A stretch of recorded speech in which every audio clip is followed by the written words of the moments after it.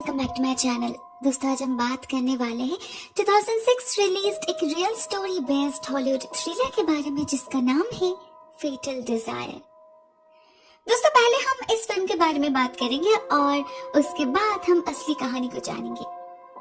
तो इस कहानी की शुरुआत होती है जोई नाम के एक मिडिल एज्ड पर्सन के साथ, जो अटलांटिक सिटी में एक बहुत ही फेमस कैसीनो का मैनेजर है। प्रोफेशनली काफी सेटिस्फाइड है, वो अच्छा खासा कमा लेता है, लेकिन उसकी फैमिली लाइफ बिल्कुल ही अच्छी नहीं चल रही। बस 1 महीने पहले ही अपने पत्नी से उसने डिवोर्स लिया था। अभी अपने बेटे के साथ वो खुश है, लेकिन लाइफ में रोमांस की बहुत कमी है। उसके एक कलीग पॉला उसे बहुत पसंद करती है, कई बार हिंट्स भी दिया है, मगर उसे कुछ डिफरेंट चाहिए था। तो वो ऑनलाइन डेटिंग साइट पे ट्राई करता है और वहाँ उसकी मुलाकात होती है एक तानिया नाम की लड़की से।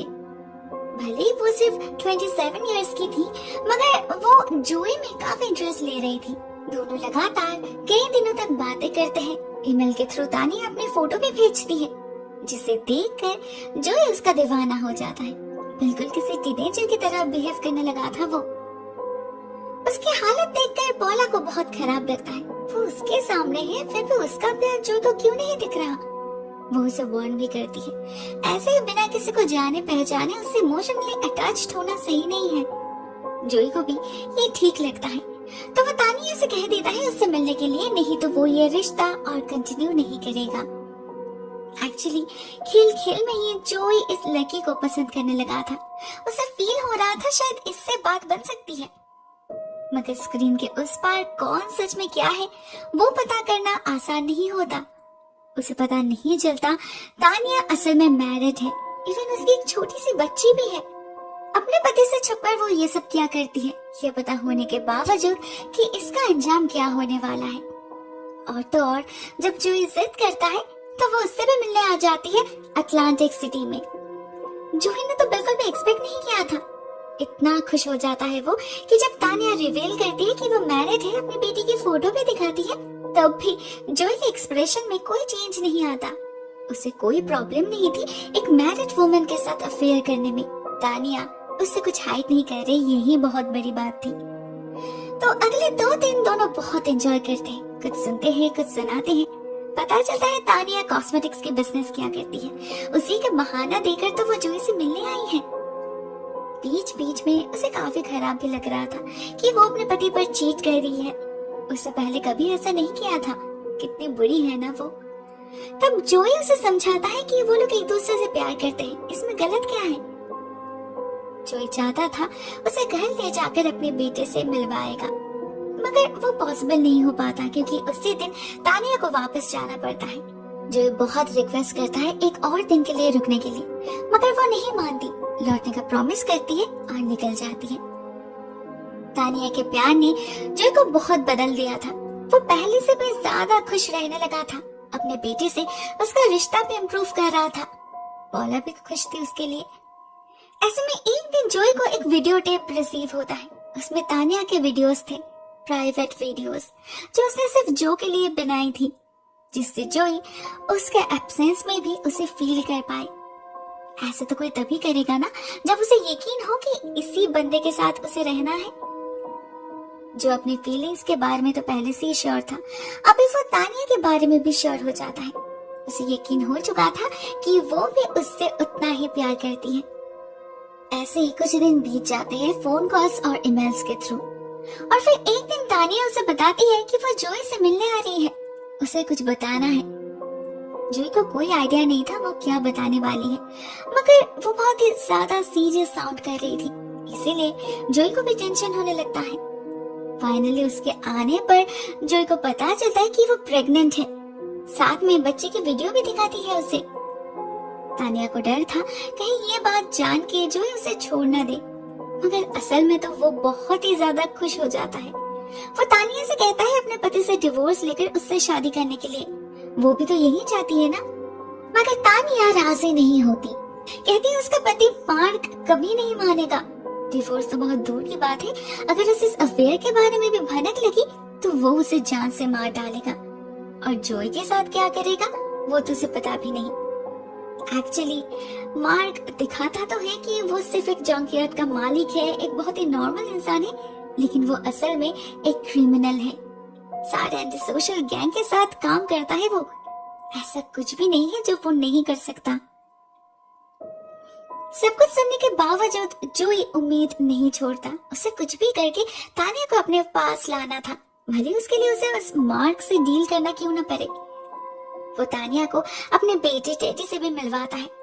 टेडी को कोई प्रॉब्लम नहीं थी उसे एक्सेप्ट करने में। उसके डैड खुश थे तो वो भी खुश था। इवन वो खुद तानिया से कहता है उनके घर में रुकने के लिए।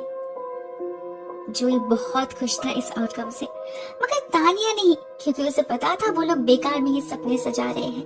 ना मार्क उसे कभी डिवोर्स देगा, ना वो कभी जोई से शादी कर पाएगी। बातों बातों में जोई को ये भी पता चलता है कि तानिया अभी भी मार्क के साथ इन्वॉल्व्ड है फिजिकली। इवन यहाँ आने से 2 दिन पहले भी वो लोग इंटीमेट हुए थे। इससे जो थोड़ा सा कंफ्यूज हो जाता है और नाराज भी, ये बच्चा आखिर उसका ही है ना। तब तानिया उसे अश्योर करती है कि मार्क फिर कभी पिता नहीं बन सकता, क्योंकि उनके बेटी के जन्म के बाद ही खुद को स्टेरिलाइज कर लिया था और वो अपने मर्जी से उससे इंटीमेट नहीं होती। मना करने पर मार्क उसे बहुत मारता है, इसीलिए राजी होना पड़ता है। वो फिर से हॉस्पिटल जाना नहीं चाहती। जो उसकी हालत समझ पा रहा था, उसका तो मन कर रहा था वो अभी जाके मार्क से बात करे, मगर तानिया उसे कुछ भी करने से मना करती है। 9 साल की उम्र से ये सब सहन कर रही है वो, उसे आदत है। वो हर दिन प्रे करती है किसी तरह उसकी मौत हो जाए, लेकिन शायद भगवान भी चाहते हैं कि वो सफर करे, इसीलिए तो उसे जिंदा रखे हैं। जोई उससे कहता है नेक्स्ट टाइम अगर मार्क उस पर कभी हाथ उठाया तो उसे अपने घाव के फोटोज क्लिक करने हैं, इससे वो कुछ एक्शन ले पाएगी। मगर इस बार जब तानिया लौटती है, उसके कुछ दिन बाद ही जोई को मार्क से एक मेल मिलता है, जिसमें उसने साफ साफ लिखा था कि उसे उनके अफेयर के बारे में पता है। उसे पता है उसकी वाइफ प्रेग्नेंट है और उस बच्चे के साथ उसे क्या करना है वो भी उसे अच्छी तरीके से पता है। ये एक थ्रेट था, तो जाहिर से जोई को टेंशन तो होगी ही। वो उसी वक्त तानिया को कॉल करता है उसके घर में, उसे सब कुछ बताकर मार्क से बात करने की जिद करता है, मगर तानिया उससे कहती है वो सब कुछ संभाल लेगी, उसे बात करने की कोई जरूरत नहीं। साथ में उसे फिर कभी इस नंबर पे कॉल करने से भी मना करती है। मौका देकर वो खुद ही उसे कॉल कर लेगी। जोई उसकी बात मान लेता है, मगर वो कॉल कभी नहीं आता। पूरा दिन पूरी रात इंतजार करने के बावजूद भी नहीं, तो जोई को ही कॉल करना पड़ता है, जो रिसीव करता है मार्क। जोई तानिया को और किसी मुसीबत में डालना नहीं चाहता था, तो कुछ बोले बिना ही फोन काट देता है। इसके बाद तानिया जैसे गायब हो जाती है, ना कोई फोन ना मेल, कुछ भी नहीं। जोई को उसकी इतनी बुरी आदत लग चुकी थी कि उससे बिछड़ने का गम बर्दाश्त नहीं कर पाता। वो पागलों की तरह ड्रिंक करने लगता है, दूसरे कैसीनो में जाकर तमाशा करता है, जिस कारण से उसे जेल भी जाना पड़ता है। ये पूरा समय पॉला थी उसके साथ। उसे तड़पते देख बहुत ही हेल्पलेस फील कर रही थी वो जोई को बहुत समझाती है, मगर जोई तो जैसे अपनी जिंदगी को जूले के नाम ही कर चुका था। फाइनली कई हफ्तों बाद एक दिन उसे जूली का मेल मिलता है। पता चलता है वो इतने दिनों से हॉस्पिटल में थी, इसीलिए ही तो कांटेक्ट नहीं कर पाई। उस दिन मार्क के पता चलने के बाद उसने जूली के साथ कुछ ऐसा किया जो जूली ने भी कभी सोचा नहीं था। उसने अपने क्रिमिनल दोस्तों को छोड़ दिया जूली के पीछे, और उन लोगों ने जूली को घसीटकर घर के पीछे वाले पुल साइड में ले जाकर उसका रेप किया। बहुत मारा उसे, इतना तड़पाया कि बेचारी का मिसकैरेज ही हो गया। तानिया जोई को कुछ पिक्चर्स भी भेजती है, जिससे जोई चौंक उठता है। तानिया के पूरे शरीर पे काले धब्बे पड़ चुके थे, जगह जगह खून निकल रहा था, इवन उसका चेहरा भी बिगड़ चुका था। जोई और खुद को काबू नहीं कर पाता, उसे इसका बदला लेना ही होगा एट एनी कॉस्ट। तो सुबह होते ही वो अपनी गन उठाता है और निकल पड़ता है पिट्सबर्ग की तरफ। जूली पहले तो उसे मना करती है, लेकिन उससे भी और सहन नहीं हो रही थी। उसे भी जस्टिस चाहिए थी, तो वो जोई को डायरेक्शन बताकर मदद करती है। किस रास्ते से जाने से वो जल्दी पहुंच पाएगा, कहाँ पुलिस नहीं होगी, सब कुछ बता देती है वो जोई को। एंड उन्हें फॉलो करके फाइनली जोई जा पहुंचता है मार्क के जंकयार्ड वाले ऑफिस में। तब मार्क वहाँ अकेला ही था। जूली ने स्ट्रिक्टली मना किया था उससे किसी तरह की बातचीत करने से, क्योंकि अगर बातों बातों में जोई ने अपना प्लान ड्रॉप कर दिया तो उसे दूसरा मौका नहीं मिलेगा। उससे पहले मार्क उसे और जूली दोनों को ही खत्म कर देगा। तो जोई वैसा ही करता है, डायरेक्टली उसके सामने जाकर उसे शूट करता है और फिर वापस आ जाता है अपने घर। मन ही मन उसे बहुत तसल्ली हो रही थी। उसे लग रहा था उसने अपने प्यार के लिए कुछ किया है, जूली जरूर बहुत खुश होगी। मगर असल में हकीकत कुछ और ही था। हम जूली को देखते हैं अपने दोस्त के साथ बैठकर बिंदास पीएनपीसी करते हुए। उसके दोस्त को जूली के बारे में पता था, लेकिन अब जब वो जूली से पूछती है उसके बारे में, जूली कह देती है कि उसने ब्रेकअप कर लिया है, क्योंकि उसे रियलाइज हो चुका है कि वो मार्क से ही प्यार करती है और उसे चीट करना ठीक नहीं है। उसका बिहेवियर बहुत ही हैरान करने वाला था। हम समझ नहीं पाते वो आखिर ऐसा क्यों कह रही है। और उसके बाद जब वहाँ एक ऑफिसर आकर उन्हें मार्क के खून के बारे में इन्फॉर्म करते हैं, जूली अपना एक और ही रूप दिखाती है। जोर जोर से रोना शुरू कर देती है। वो कुछ समझ ही नहीं पाता कि वो नाटक कर रही है। पुलिस को लगता है ये किसी रॉबरी का केस है, तो वो लोग उसी तरह केस को इन्वेस्टिगेट करने लगते हैं। कुछ दिन के अंदर ही सारे रिचुअल्स कंप्लीट हो जाते हैं और बिना किसी झंझट के जूली को मार्क के इंश्योरेंस पॉलिसी से अच्छा खासा अमाउंट भी रिसीव हो जाता है। तब बाहर आता है उसका असली चेहरा। हम देखते हैं जूली उन पैसों से अपना एक नया लाइफ क्रिएट कर रही है। हर रोज नए नए कपड़े मेकअप खरीदने लगी है वो, इवन नए फर्नीचर से घर को भी सजाई है। उसकी खुशी से सबको बहुत अजीब लगता है। इवन उसके दोस्त उसे समझाती भी है कि वो अभी अभी विधवा हुई है, ये सब उसे शोभा नहीं देता। लेकिन जूली नहीं रुकती। इसी दिन के लिए तो उसने इतना सब कुछ किया। अब जब उसे आजादी मिल चुकी है तो वो एंजॉय क्यों ना करे। उधर जोई, जिसने उसके लिए इतना बड़ा रिस्क लिया, जूली उसे भुला चुकी थी। जोई उसे हर रोज पागलों की तरह ईमेल करता रहता है और जूली उन मैसेजेस को डिलीट करती रहती है। अपने तरफ से सारा कांटेक्ट तोड़ चुकी थी वो। उसका काम जो पूरा हो चुका था। वो जोई से कोई प्यार व्यार नहीं करती। असल में वो बस उसका इस्तेमाल कर रही थी अपने लाइफ से मार्क नाम के ऑब्स्टेकल को दूर करने के लिए, जो उसने कर दिया। अभी उसे जोई की और कोई जरूरत नहीं।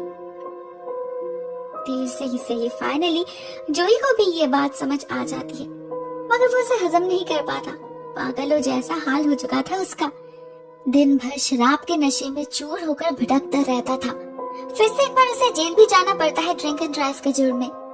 इस सब से होता ये कि टेडी से उसका रिश्ता खराब होने लगता है। वो इग्नोर्ड फील करने लगा था। तो एक दिन वो भी जोई को छोड़कर अपने माँ के पास चला जाता है। जोई सच में अकेला पड़ चुका था। उसका दिमाग तो जवाब दे चुका था, मगर उसका दिल नहीं। तो वो लास्ट कोशिश करता है। एक दिन जूली को मिलने बुलाता है, मगर जूली आती नहीं। जोई समझ जाता है जूली के दिल में उसके लिए कोई फीलिंग्स नहीं। वो जाता है उस पब में जहाँ जूली हर वक्त जाती थी और वहाँ उसे मिलता है जूली का कैरेक्टर सर्टिफिकेट। पता चलता है जूली एक बहुत ही फ्लर्टी गर्ल है जो यहाँ पर आए हर बंदे को कभी न कभी डेट कर चुकी है, मैरिड होने के बावजूद। मतलब जोई पहला बंदा नहीं है। इसके बाद जोई जाता है उस हॉस्पिटल में जहाँ से जूली अपनी प्रेगनेंसी टेस्ट वगैरह करवाती थी।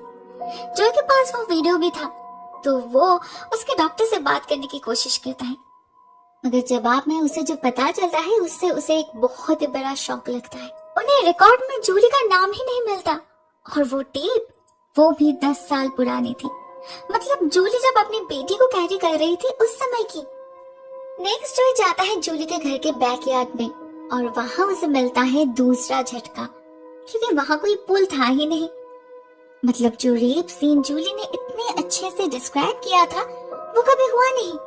ना कोई मिसकैरेज हुआ था उसका, क्योंकि प्रेग्नेंट तो वो थी ही नहीं। जोई सब कुछ समझ चुका था, लेकिन फिर भी कहीं ना कहीं उसके दिल में एक उम्मीद थी कि जरूर कोई कारण होगा, जरूर जूली ने मजबूरन ये सब किया होगा। वो उसे धोखा नहीं दे सकती। लेकिन जब वो जूली के घर से एक दूसरे लड़के को निकलते हुए देखता है और कन्फ्रंट करने पर जूली एक्सेप्ट कर लेती है कि वो उसका बॉयफ्रेंड है, जोई के दिल को जवाब मिल जाता है। वो समझ जाता है इतने दिनों से वो एक झूठ को सच मान रहा था।